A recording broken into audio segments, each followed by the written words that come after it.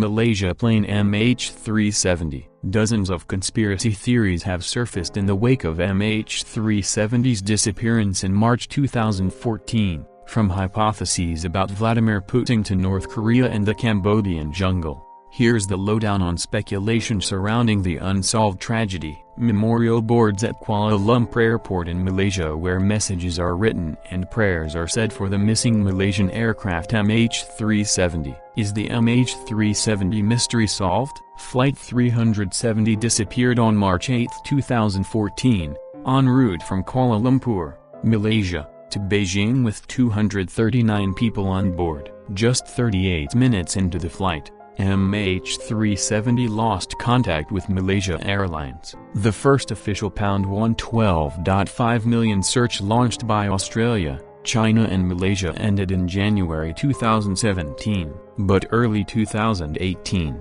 Malaysia agreed to pay US firm Ocean Infinity up to £51.53 million, $70 million, if it found the plane within 90 days. The company have now launched one last-ditch search trip to find the missing plane's black box. They'll be sending a ship to the remote spot in the Indian Ocean where an ultrasonic pulse, which may have been from the plane's black box, was detected in 2014. Investigators released a final report which said they were unable to determine what happened to the plane. The Malaysian government claimed the plane was under manual control when it deliberately turned off course, before plunging into the Indian Ocean, killing 239 people. But on July 30, 2018, Kok Soo Chan, chief investigator, said they still could not exclude the possibility that there's unlawful interference by a third party. He added, "The answer can only be conclusive if the wreckage is found." What are some of the theories about the Malaysia Airlines flight? Some feared Russian President Vladimir Putin was involved in the hijacking of MH370. U.S. science writer Jeff Wise claimed Putin spoofed the plane's navigation data so it could fly unnoticed into Baikonur Cosmodrome so he could hurt the West. French ex-airline director Marc Dugan accused the U.S. military of shooting down the plane because they feared it had been hijacked. A book called Flight MH370,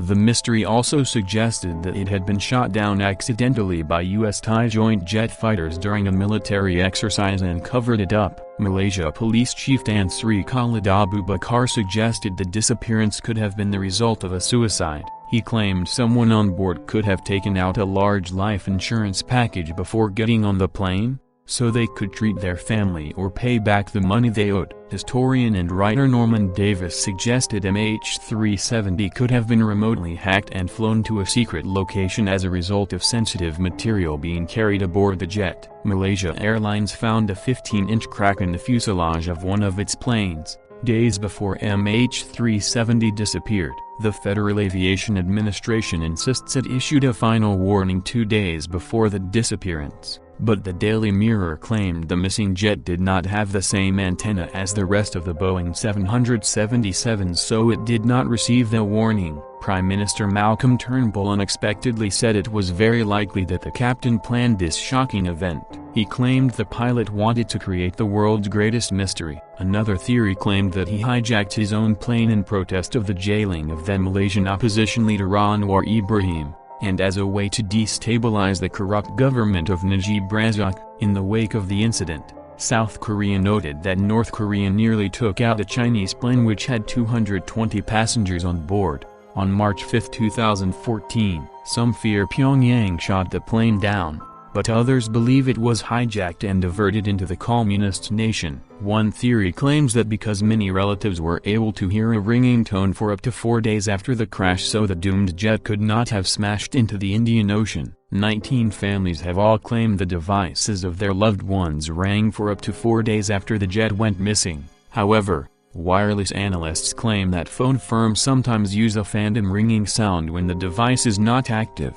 The Daily Star reports. In September 2018, British video producer Ian Wilson claimed to have found the missing aircraft using Google Maps. Despite millions being spent on the search to locate the wreckage, the Brit sleuth believes he has found the jet in a mountainous area of the Cambodian jungle. In response, the Chinese government used observation company SpaceView to focus in on the high-altitude area on the outskirts of Phnom Penh. However, The firm claimed there was no sign of any plane, least of all the Malaysian Airlines aircraft, which has been missing since March 2014. What did the 60 Minutes show reveal? A group of aviation experts assembled for the Australian TV program 60 Minutes, broadcast in May 2018.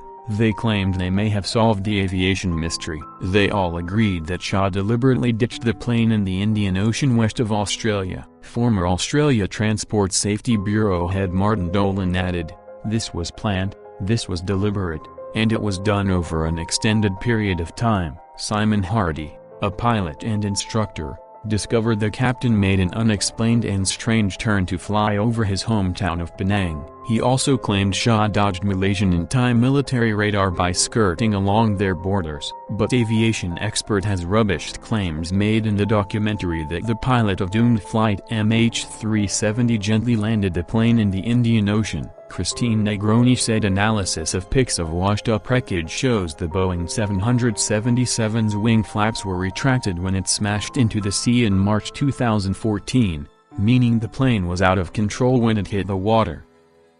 2.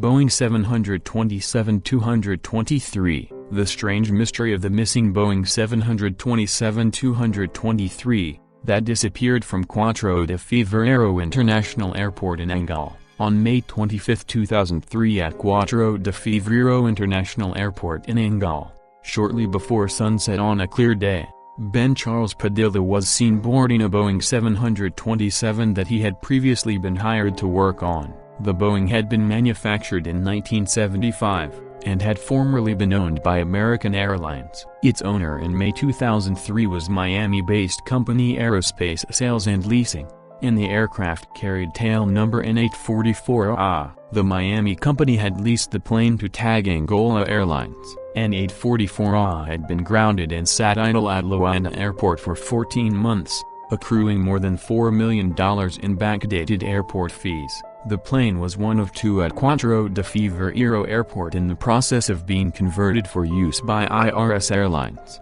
The FBI files described the plane as unpainted silver in color with a stripe of blue, white, and blue. The plane was formerly in the air fleet of a major airline, but all of the passenger seats have been removed. It is outfitted to carry diesel fuel. Also seen boarding the plane that evening with Padilla was a helper he had recently hired, John Mikkel Mutantu, from the Republic of the Congo. The two had been working with Angolan mechanics to return the 727 to flight-ready status, but neither could fly it. Mutantu was not a pilot, and Padilla had only a private pilot's license. According to press reports, shortly after the ME had been seen to board the plane, the aircraft began unauthorized taxiing. No communication was made between the unknown crew and the tower. The plane was seen maneuvering erratically. It then entered onto a runway without clearance. With its lights off and its transponder not transmitting, N844A took off to the southwest, and headed out over the Atlantic Ocean. The tower continued to try to make contact, but there was no response, and the tracking transponder remained turned off. A short time later air traffic control lost sight of the aircraft. It should be noted that a Boeing 727 ordinarily requires 3 trained aircrew, and it is claimed it is almost impossible to fly with a crew of just 2. According to later reports, the Boeing 727 flight manual does have emergency flying procedures to enable a crew of 2 to fly the plane. The Boeing 727 and the 2 men have not been seen since, as this was just following 9/11. U.S. investigators spent months searching for the plane. The FBI at first concluded that the Boeing 727 that had just mysteriously disappeared had likely crashed.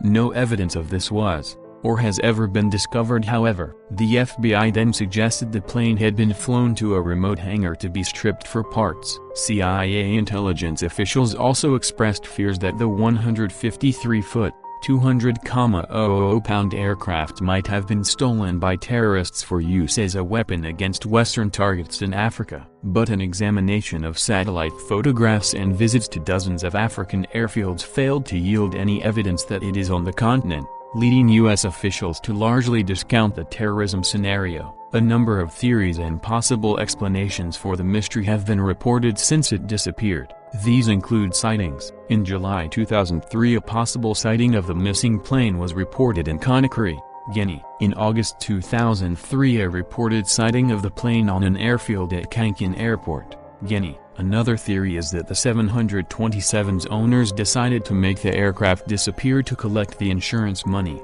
It has been documented that the plane was in a terrible state, and the insurance overvalued the plane. But if that's the case, then what happened to Padilla and his assistant? Reports leaked as part of the United States diplomatic cables leak indicate that the United States searched for the aircraft in multiple countries after the event. A regional security officer searched for it in Sri Lanka without result. A ground search was also conducted by diplomats stationed in Nigeria at multiple airports without finding it. The telegram from Nigeria also states that the diplomats did not consider likely a landing of the 727 at a major airport, since the aircraft could have been easily identified. 3. Douglas DC-4, it's one of the Great Lakes' most enduring mysteries. What happened to Northwest Airlines Flight 2501?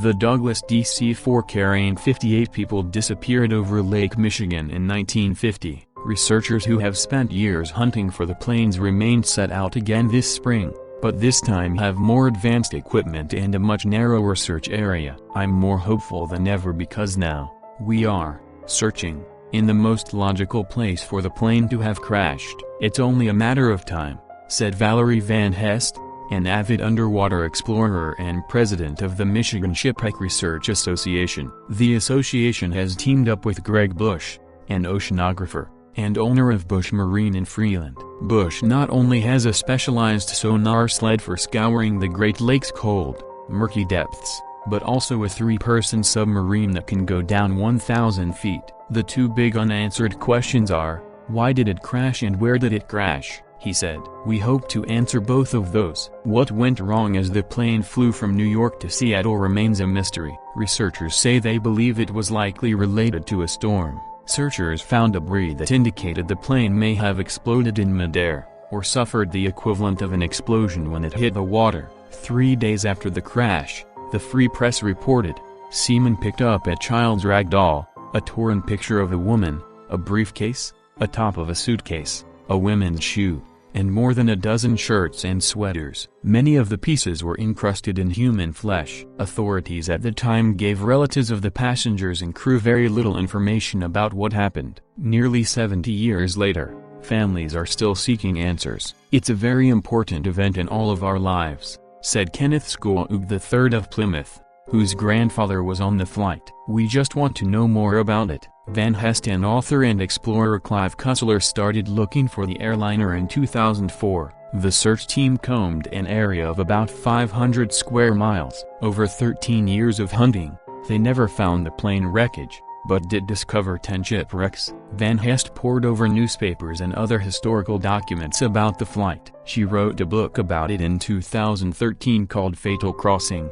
The Mysterious Disappearance of NWA Flight 2501 and the Quest for Answers. She also tracked down relatives of victims. Relying on data about water currents, reports of where plane debris was spotted and other information, and after ruling out previously searched areas, Van Hest and Bush have narrowed the search field to about 10 square miles southwest of St. Joseph, in 300 to 350 feet of water. Cussler is no longer involved with the search. Bush is donating his time and equipment. His sonar sled is equipped with long, medium, and short-range sonars that can scan in deeper water than the sonars that were previously used. We think we have a pretty good chance, Bush said. The team launched its search Wednesday. The non-profit Shipwreck Association is raising money to help pay for fuel and some of the other costs associated with the search through its website, michiganshipwrecks.org. Bush said after they find the plane's remains using sonar,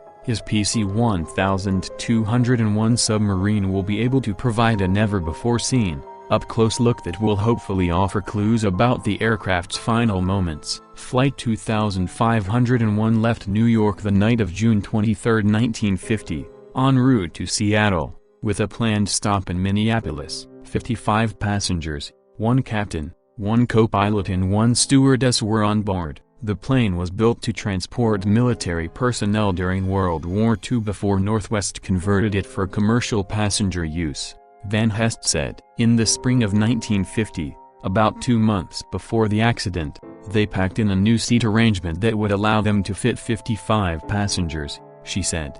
Back then, if you were going the whole way, from New York to Seattle, it was a $100 ticket, one way. Nothing was unusual about the first part of the flight. As the plane headed west over Michigan and approached the lakeshore, Captain Robert Lind asked permission from air traffic control to descend to 2,500 feet. He was denied because of other nearby air traffic. The plane's last report made no mention of a storm, the Free Press reported after the accident.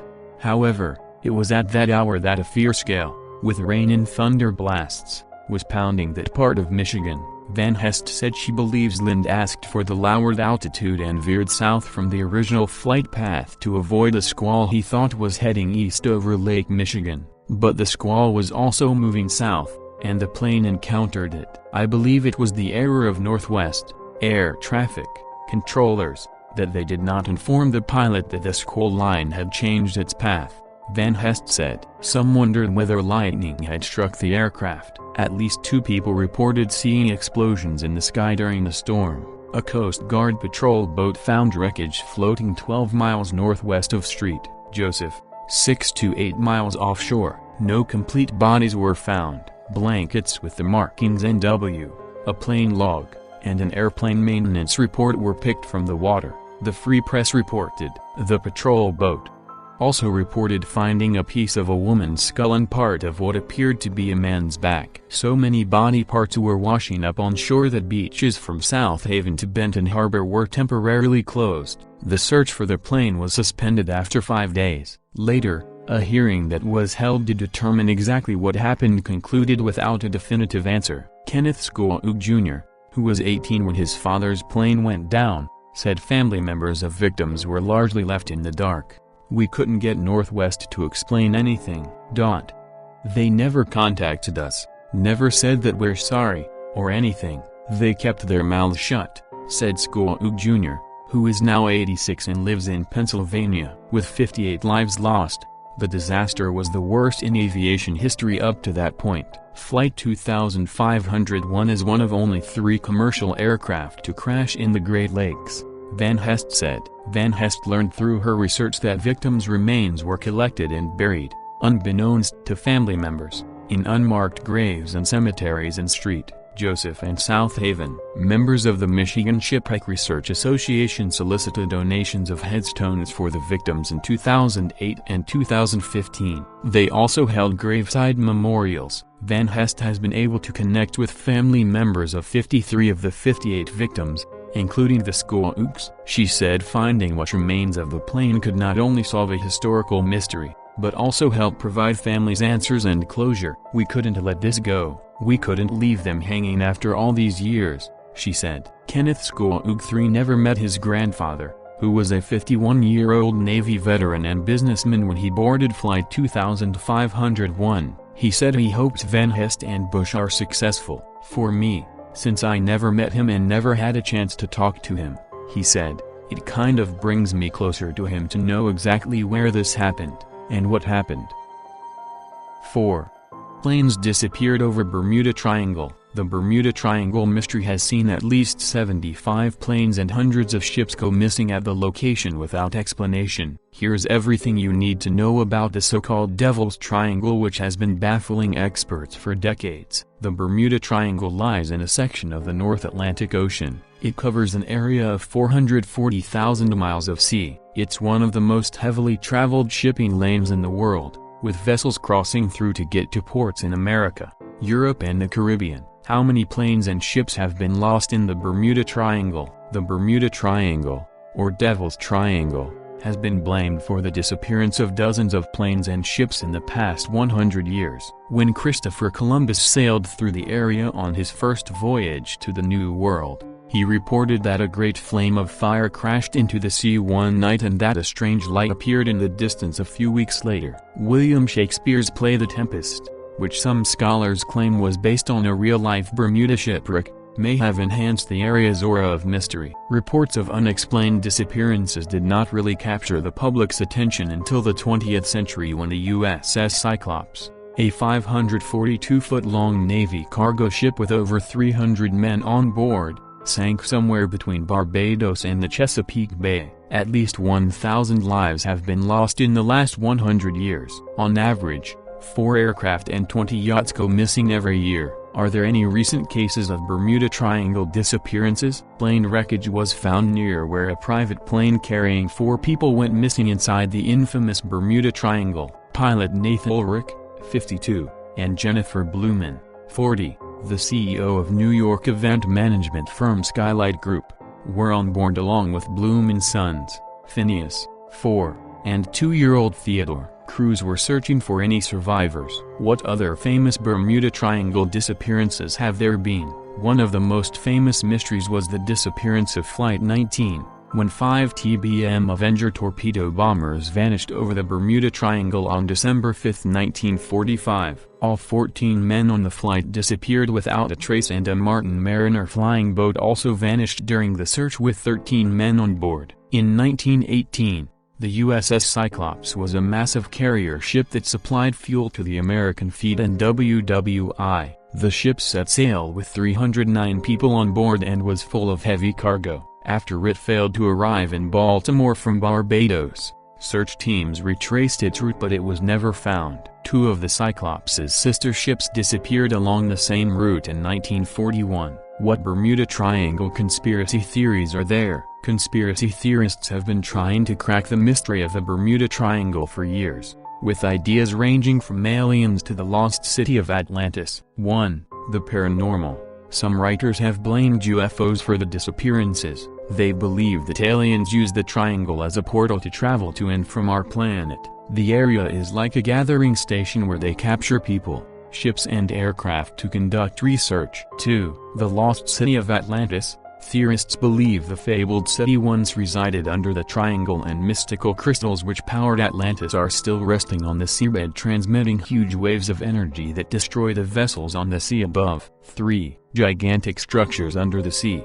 Paranormal explorers claimed they found a massive crystal pyramid lurking beneath the ocean in the triangle. They implied this may be responsible for crashing ships and aircraft. 4. Souls of African slaves. One of the most significant theories is that the triangle is made up of the souls of slaves who had been thrown overboard by sea captains on their journey to the States. In his book Healing the Haunted, Dr. Kenneth McCall claimed that a haunting sound could be heard while sailing in the notorious waters. 5. Government testing.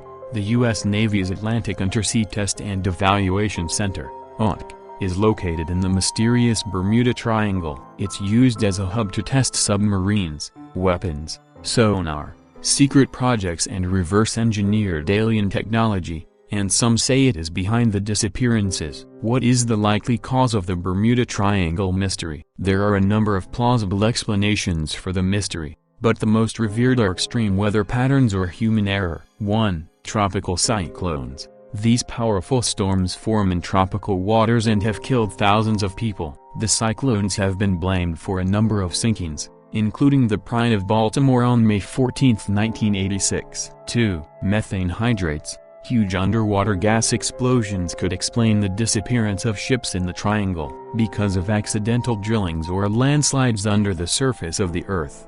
The wide bed of gas could be unlocked, reducing the density of water dramatically. Due to extremely low-density water, ships suddenly sink to the bottom. The combustible gas could also blow aircraft to pieces. 3. Electronic fog. The most notable theory of the Bermuda Triangle, electronic fog, is a meteorological phenomenon which sticks to an aircraft or a ship. It's said that the fog causes equipment on aircrafts and ships to malfunction, such as spinning of compasses. 4. Human error. Some, like Australian scientist Dr. Karl Kruszelnicki, simply blame human error. According to Lloyd's of London and the U.S. Coast Guard, the number of planes that go missing in the Bermuda Triangle is the same as anywhere in the world on a percentage basis, he argues. This potentially caused businessman Harvey Conover to lose his sailing yacht, the Rivannoc, as he sailed into the teeth of a storm south of Florida on January 1, 1958. 5. The hexagonal clouds. The newest explanation is the clouds causing terrifying 170 miles per hour winds air bombs. These winds are powerful enough to generate waves of more than 45 feet high as air bombs are forced to come crashing down towards the ocean. 5. The disappearance of Amelia Earhart. The disappearance of the American pilot Amelia Earhart was one of the greatest unsolved mysteries in the American history. The disappearance of Amelia Earhart is a mystery that has puzzled the world since the last 81 years. She was the first woman to fly solo across the Atlantic. She was also the first woman to earn the Air Force Distinguished Flying Cross. Amelia Earhart was a woman who empowered many other women to pursue their dreams and aspirations. She even inspired the First Lady Eleanor Roosevelt to fly lessons. But her disappearances on July 2, 1937, was one of history's greatest tragedies. She was accompanied by her navigator Fred Noonan. It was also one of the greatest mysteries in aviation because no one knew what happened to her. Many believed that she crashed into the Pacific Ocean. Some believed she crash-landed on a Pacific island. And the list of speculations went on. The mysterious disappearance of Amelia Earhart even gave birth to many conspiracy theories. But her distress calls at the time of her disappearance have a different story to tell. Rick Gillespie, who ardently studied the disappearance of Amelia Earhart, believes that she crash-landed on a South Pacific island which measures 2,000 miles away from Hawaii. The radio signals from her plane continued to transmit for a week, and then it stopped. He believes that if the plane had crash-landed into the Pacific Ocean, the radio wouldn't be able to transmit the signal for 1 week straight because of water damage. And even though battleships were sent out to locate her and bring her back, it would take the battleships at least a week to get there. It took the battleship a week to get there, by which time the radio signals had stopped, and when the planes flew over the island, they didn't see an airplane, Gillespie said. He further added that the ability for a plane to transmit radio signals indicated that it was on land. Now the airplane's manufacturer, Lockheed, had said that if you're hearing calls from this airplane it's not floating around in the water, because the radios would be wet.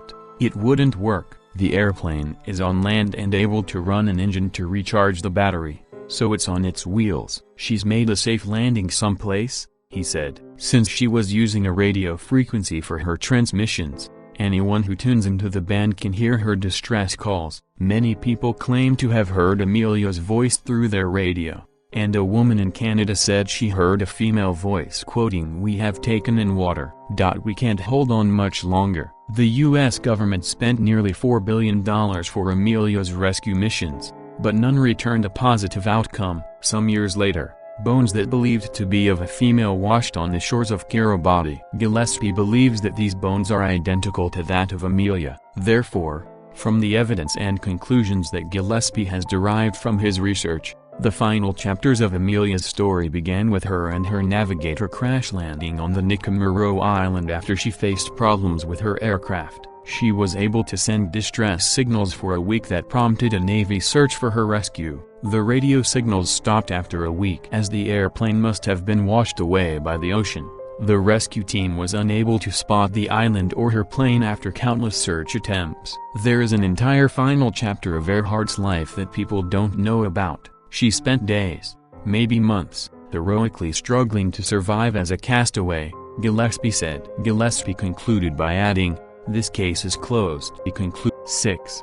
Flying Tiger Line Flight 739. On the 16th of March, 1962, a Lockheed Super Constellation airliner disappeared over the Pacific. The Flying Tiger Line was the first scheduled cargo airline in the U.S. It was named after the Flying Tigers Fighter Unit, a World War II group of pilots from the U.S. Army, Navy and Marine Corps whose shark-faced fighter jets became an iconic symbol of World War II combat aircraft. The Flying Tiger Line started after the war, with 10 former Flying Tiger pilots, flying freighters they purchased as war surplus from the U.S. Navy. The pilots and 2 ground crew provided half of the initial investment. Oil tycoon Samuel B. Mosier funded the rest. They offered cargo services throughout the U.S. and carried supplies across the Pacific to U.S. troops during the occupation of Japan. 2 decades later, Flying Tiger Line Flight 739 was a charter flight operated by Flying Tiger Line on behalf of the Military Air Transport Service.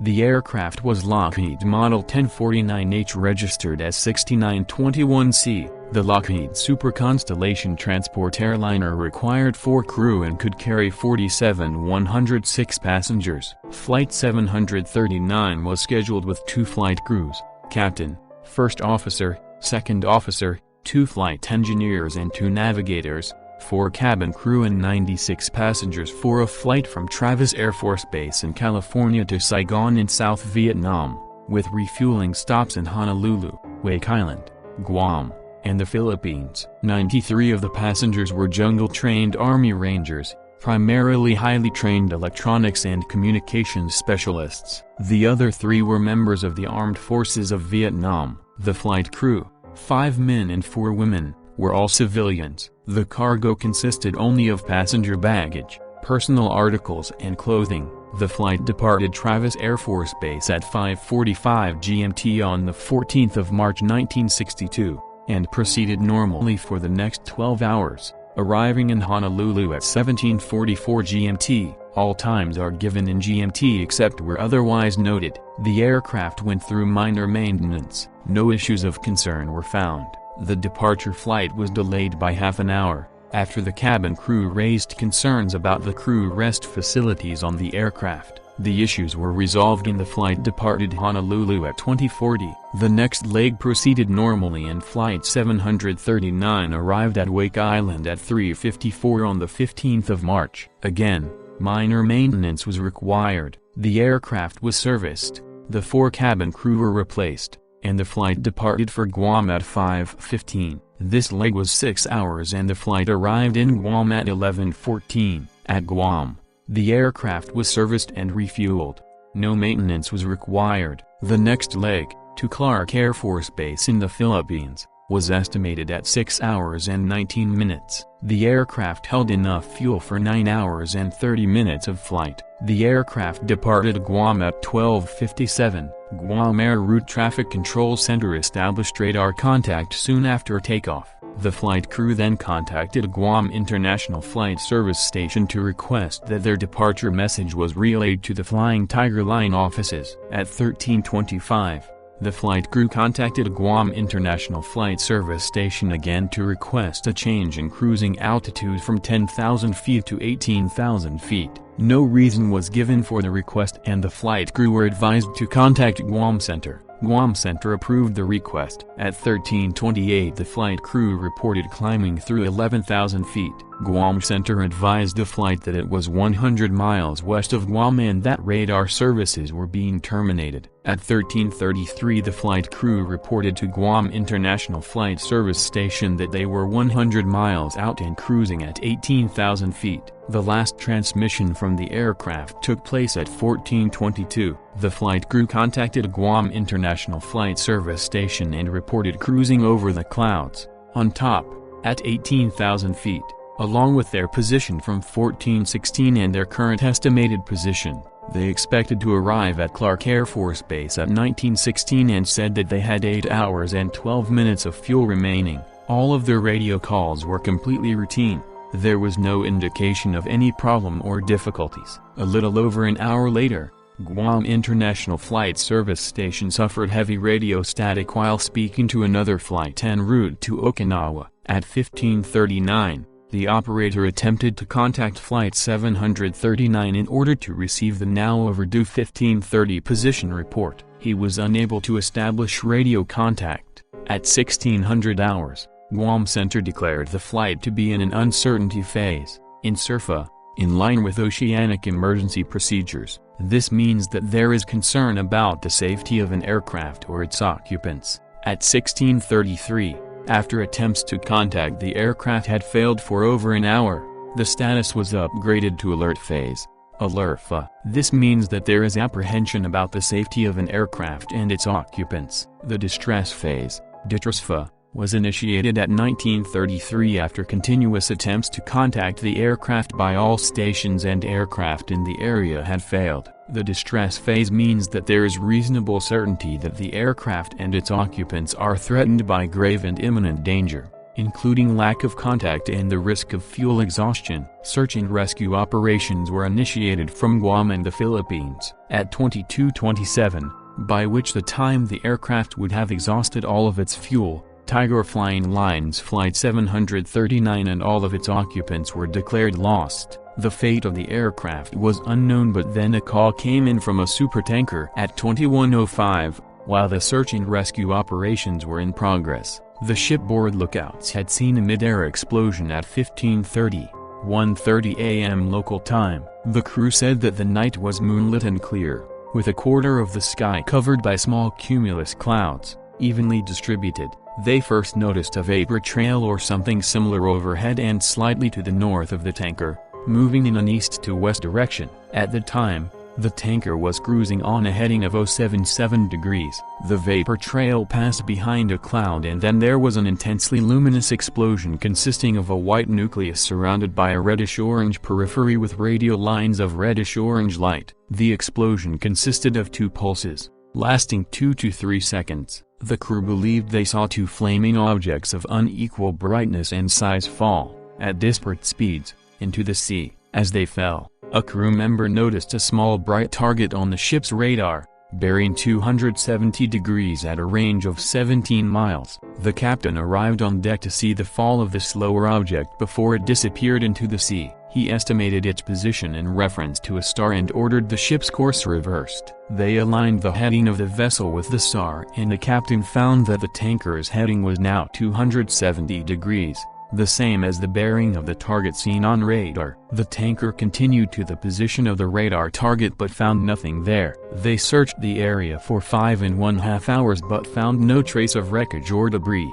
The crew were unable to establish contact with the U.S. Navy radio stations at Manila and Guam and eventually decided that the explosion must have been some kind of military or naval exercise. The tanker broke off the search and resumed her course. The approximate location of the mid-air explosion was confirmed to coincide with the estimated position of the aircraft at that time. The subsequent search was cited at the time as one of the most extensive ever conducted. No trace of the aircraft or the occupants was ever found. No explanation was ever found either. Investigators found that although the aircraft was properly certificated and was in airworthy condition, a few weeks earlier, it had exhibited significant power loss to one of its engines after 3.5 hours of flight, which had not been explained, but after minor maintenance, it appeared to be in good repair. There was no sign that day that there were any mechanical issues with the flight. As a result, many believed that the aircraft may have been sabotaged. The investigation found that the flight line and ramp areas at Honolulu,